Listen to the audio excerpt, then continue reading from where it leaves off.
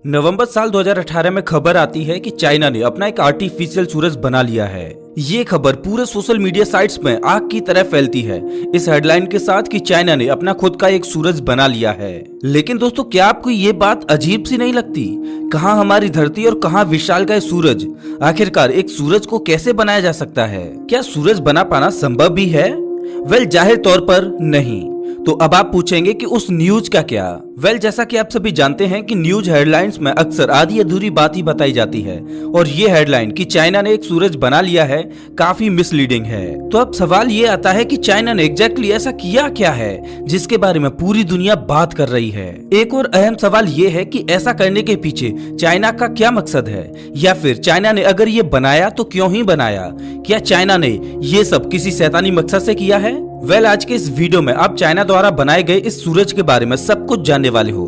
तो इससे पहले कि हम इस वीडियो में आगे बढ़ें, सबसे पहले यह जानने की कोशिश करते हैं कि चाइना के सूरज को बनाने के पीछे का मकसद क्या है। तो दोस्तों, जैसा कि आप सभी जानते ही हो कि बीते कुछ दशकों में इंसानों ने खूब प्रगति की है और इस प्रगति का सबसे अहम कारण है हमारे द्वारा बनाई गई तरह तरह की मशीनें, जिन्होंने हमारी जिंदगी को और ज्यादा आसान बना दिया है। अब इन मशीनों को चलाने के लिए हमें जरूरत पड़ती है खूब सारी एनर्जी की, स्पेशली इलेक्ट्रिसिटी की। और जैसे जैसे धरती की जनसंख्या बढ़ती जा रही है, हम समय के साथ और ज्यादा एडवांस होते जा रहे हैं और हमारी जरूरतें भी बढ़ती जा रही हैं। इन्हीं जरूरतों को पूरा करने के लिए हमें पहले के मुकाबले कहीं अधिक एनर्जी की जरूरत पड़ रही है।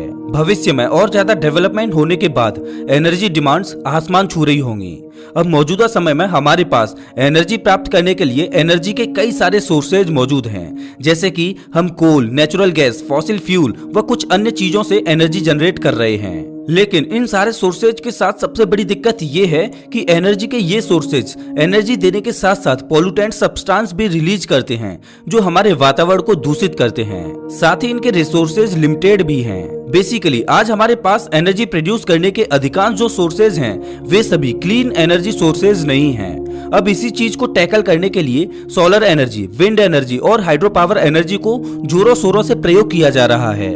एनर्जी के सोर्सेज कुछ हद तक क्लीन तो हैं, लेकिन इनके साथ प्रॉब्लम ये है कि ये ज्यादा एनर्जी रिलीज नहीं कर पाते हैं। इसी के समाधान के लिए न्यूक्लियर पावर प्लांट से भी एनर्जी ऑब्टेन की जाती है, लेकिन इसके साथ भी एक प्रॉब्लम है। न्यूक्लियर पावर प्लांट से एनर्जी तो हमें अच्छी खासी मिली जाती है, लेकिन इसके साथ साथ रेडियो एक्टिव वेस्ट भी निकलता है जो हमारे वातावरण के लिए काफी ज्यादा खतरनाक होता है। और अगर न्यूक्लियर पावर प्लांट को सही तरीके से हैंडल न किया जाए, वो इसमें थोड़ी भी गड़बड़ हो जाए तो हमें एक भारी कीमत चुकानी पड़ती है। Chernobyl nuclear power plant disaster में कितनी भारी तबाही हुई थी, इससे तो आप भली भांति परिचित ही होंगे। इसके अलावा साल 2011 में जापान में फुकुशिमा न्यूक्लियर डिजास्टर एक और उदाहरण है, जहां पर न्यूक्लियर पावर प्लांट हमारे लिए काफी घातक साबित हुई। अंत में हमें यही पता चलता है कि क्लीन एनर्जी के बेहद कम सोर्सेज हैं और जो थोड़े बहुत सोर्सेज हैं भी, वे उतनी अधिक मात्रा में एनर्जी प्रोड्यूस नहीं कर पाते। न्यूक्लियर पावर प्लांट से ऑब्टेन की गई एनर्जी से रेडियो एक्टिव वेस्ट निकलता है,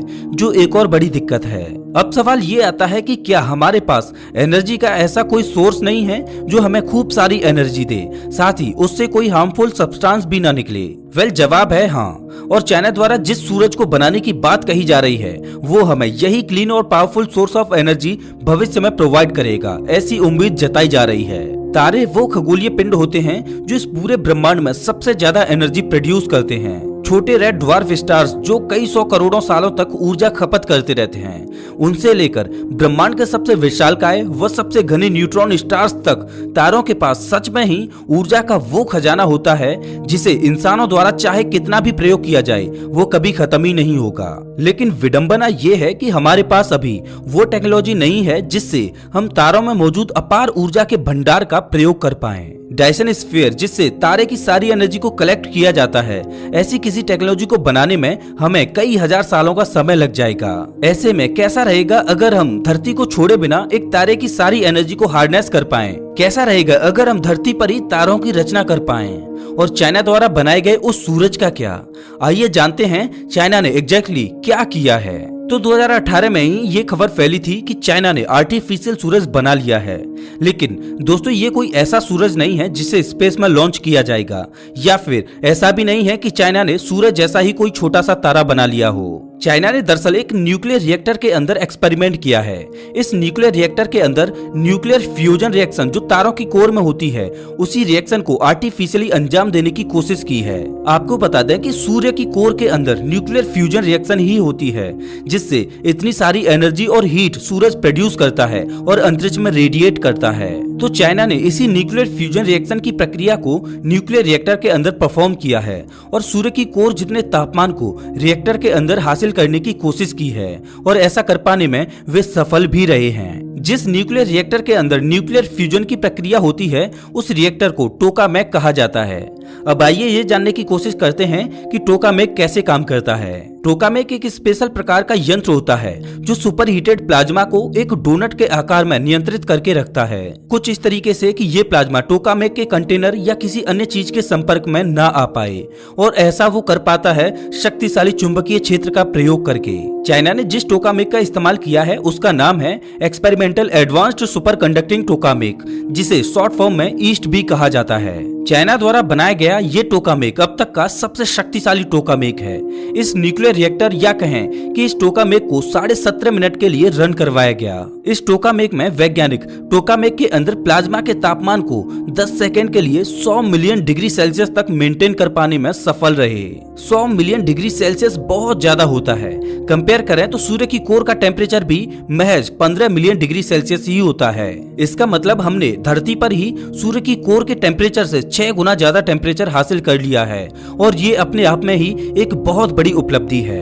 अब हाँ, यहाँ पर ध्यान रखने वाली बात यह है कि चाइना ने किसी सूर्य को नहीं बनाया, बल्कि सूर्य की कोर से कहीं गुना ज्यादा का तापमान धरती पर ही हासिल किया है। चाइना की उपलब्धि महत्वपूर्ण इसलिए है क्योंकि हम धरती पर न्यूक्लियर फ्यूजन रिएक्टर बनाने के बहुत करीब हैं। मौजूदा समय में धरती पर जितने भी न्यूक्लियर पावर प्लांट्स हैं, वो न्यूक्लियर फिशन रिएक्शन पर काम करते हैं। न्यूक्लियर फिशन रिएक्शन में एक एटम को न्यूट्रॉन से टकराया जाता है और फिर एटम का न्यूक्लियस 2 छोटे न्यूक्लियस में कन्वर्ट हो जाता है। इस प्रक्रिया के दौरान खूब सारी एनर्जी निकलती है जिसका हम प्रयोग करते हैं, लेकिन न्यूक्लियर फिजन के दौरान निकली एनर्जी कुछ भी नहीं है न्यूक्लियर फ्यूजन प्रक्रिया से उत्पन्न एनर्जी के मुकाबले। न्यूक्लियर फ्यूजन में न्यूक्लियर फिशन के मुकाबले कई हजार गुना ज्यादा एनर्जी प्रोड्यूस होती है, और न्यूक्लियर फ्यूजन रिएक्शन नॉर्मली केवल तारों की कोर के अंदर ही होती है। इस न्यूक्लियर फ्यूजन की प्रक्रिया में अत्यधिक तापमान और प्रेशर में हाइड्रोजन हीलियम में कन्वर्ट होता है, जिससे बहुत सारी एनर्जी निकलती है।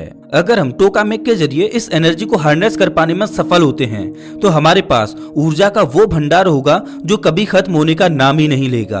और इसी कारणवश दुनिया भर के तमाम देशों ने ऐसे न्यूक्लियर रिएक्टर्स को बनाने पर जोर दिया है जो सूर्य जितने गर्म तापमान को हासिल कर सकें और उससे हम एनर्जी ले पाएं। टोकामेक वही आविष्कार है जो इस कार्य को अंजाम देने के लिए बनाया गया था। टोकामेक को सबसे पहली बार 1960 के दशक में सोवियत यूनियन ने बनाया था। उसके बाद जब दुनिया भर के देशों को इस टेक्नोलॉजी में पोटेंशियल दिखने लगा, तो सारे देश इसे बनाने की रेस में कूद पड़े। यूं तो आपने यही सुना होगा कि चाइना ने नकली सूर्य या कहें कि टोकामेक के अंदर सूर्य से भी ज्यादा तापमान को हासिल कर लिया है, लेकिन चाइना से भी पहले फ्रांस ने साल 2003 में टोकामेक को डेवलप करके उससे बेहद गर्म तापमान हासिल कर लिया था। The French Tore Supra tokamak France के द्वारा डेवलप किया गया टोकामेक था, जो लगभग 6 मिनट तक बेहद गर्म तापमान हासिल करने में सफल रहा था। वहीं अगर बात करें तो चाइना का ईस्ट टोकामेक 18 मिनट यानी कि फ्रांस के टोकामेक से 3 गुना लंबे समय तक परफॉर्म कर पाया था। आपको ये बात न्यूज में तो नहीं पता चली होगी, लेकिन चाइना और फ्रांस के अलावा साल 2013 में अमेरिका, चाइना, जापान, इंडिया, रसिया और साउथ कोरिया ने मिलकर international thermal nuclear experimental reactor पर काम करना शुरू कर दिया था, और माना जा रहा है कि साल 2025 तक इस प्रोजेक्ट को कंप्लीट कर लिया जाएगा।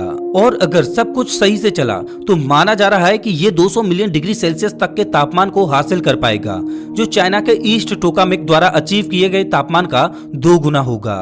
अब दोस्तों, मौजूदा समय में टोकामेक के साथ एक बहुत बड़ी दिक्कत है, जिसे वैज्ञानिकों को भविष्य में सॉल्व करना ही पड़ेगा, नहीं तो ये टेक्नोलॉजी किसी काम की नहीं रहेगी। दरअसल टोकामेक्स उतनी एनर्जी को जनरेट ही नहीं कर पाते जितनी एनर्जी इनको रन करवाने के लिए चाहिए होती है।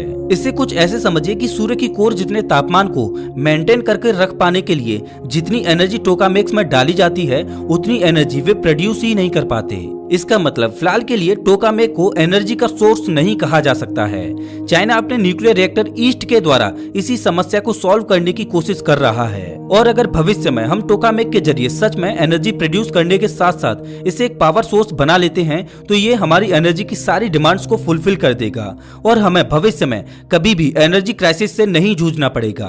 तो दोस्तों उम्मीद करते हैं कि आज की इस वीडियो को देखने के बाद आपको चाइना द्वारा बनाए गए सूरज की पूरी सच्चाई का पता चल गया होगा। अगर आपको ये वीडियो अच्छा लगा हो तो इसे लाइक करें और ऐसे ही वीडियोज के लिए चैनल को सब्सक्राइब करें, साथ ही बेल आइकन दबाएं।